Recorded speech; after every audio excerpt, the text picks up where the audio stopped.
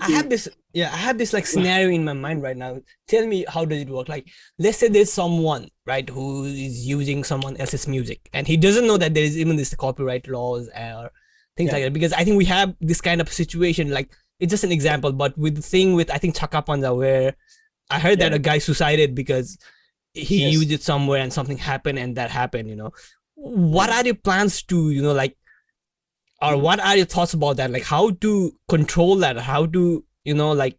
somehow not let that thing happen again? Of course Yes. he's very So right in saying that it's his movie and he has rights for that right now, but he has somehow. every right. He was just lucky that that movie Mm-hmm, recoup its investment. mm-hmm, Otherwise, making a film is very big risk, and 90%, 99% of the film doesn't recoup their investments. exactly. And Chakka Panda did that. What happened with the person is very sad. It shouldn't happen. Mm-hmm, I think there is a need for all of us to work very hard in bringing this awareness to general public, mm-hmm, and public also needs to be proactive in learning the copyrights and what the consequences will be mm-hmm. if they are infringing upon somebody's rights. It's not only legal issues. It's a livelihood of many musicians and the filmmakers, Mm-hmm. right? If I cannot get my money back, I won't be able to make another films. I Exactly. won't be able to invest back in the industry. I won't be able to create employment for other 200 people. Mm-hmm, So and I think there is also a part where I think there is also something called negligence, mm-hmm. because a lot of us, when we are young, we have hot blood and we think, nothing gonna happen to me.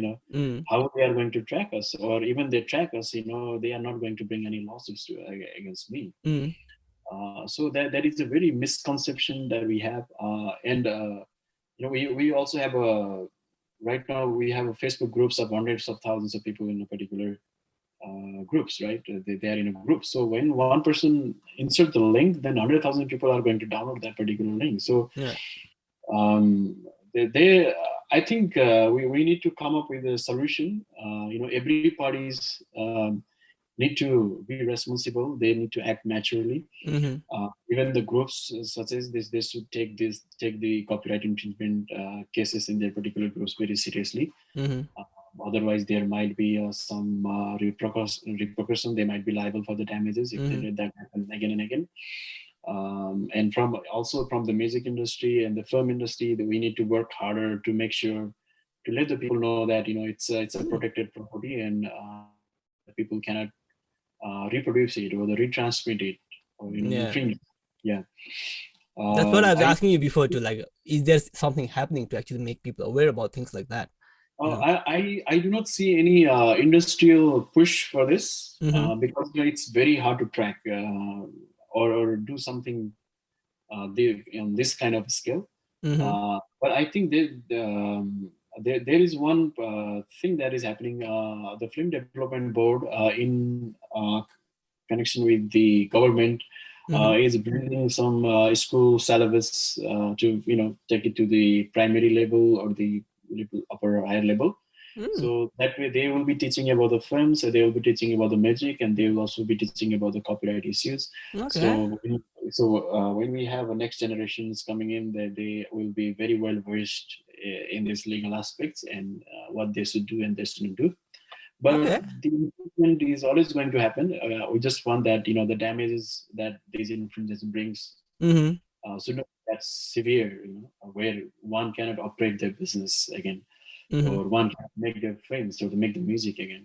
Yeah, it must be difficult, like for being an artist, because I used to be a guitarist and actually quit it because I didn't find much scope in back in Nepal, and it's just gone. But I still have some interest and I might get back into it. That's why I want to know more about things like this, because this would be like really No, very no. helpful. Yeah, if you are an artist, if you are a filmmaker, if you are a model, then there's a very big scope. It's Mm, just a misconception that there isn't. It just takes a lot of struggle and uh, continuity, to mm, reach to that level where you can make a living for yourself and your family, or support uh, but there is a scope. We Mm-hmm. can take the example of many artists like Paulsa.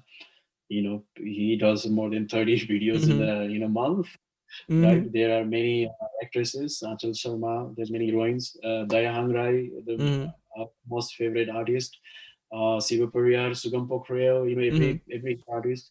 They have tours all the time. They do the shows all the time. They have films in their hands. Mm-hmm. So it's a very big industry. We have investment, the direct investment of around 10, or I don't know how that translate into dollars, Mm-hmm. but there's investment around 10 or in Nepalese entertainment industry every year. Okay, That is a that's very big. big investment, yeah, That's for big. the Yeah. industry. If you like this video, hit subscribe. You can listen to the full podcast in YouTube, Anchor, Apple Podcasts, and Spotify.